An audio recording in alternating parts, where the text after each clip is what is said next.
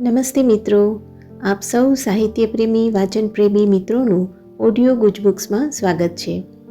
અત્યારે આપણે વાંચી રહ્યા છીએ વર્ષના પ્રત્યેક દિવસ માટે એક એમ 365 સુંદર સંદેશાઓ સાથેનું આ અદ્ભુત પુસ્તક ઉઘડતા દ્વાર અંતરના.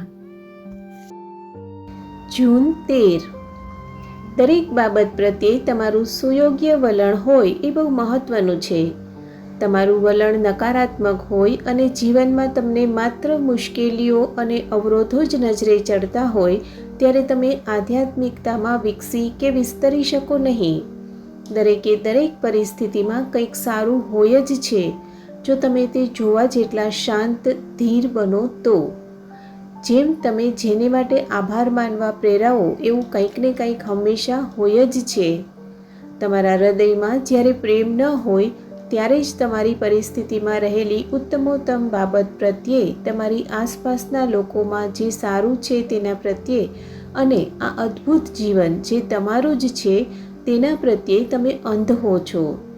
તમારા પર કેટલી બધી કૃપા થયેલી છે, પણ તમે એને સ્વીકારવા, એને પીછાણવા, એને માટે આભાર માનવા રાજી ન હો તો પછી તમે આંખે પાટા બાંધીને તમારા દુર્ભાગ્ય માટે કણસતા ફરશો. શાંતિથી બેસીને તમારી જાતનો હિસાબ કાઢો.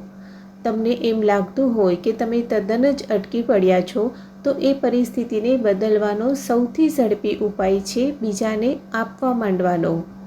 જીવન તો તમે બનાવો તેવું બને છે. તમે તમારું જીવન કેવું બનાવી રહ્યા છો? આપનો આજનો દિવસ શુભ રહે.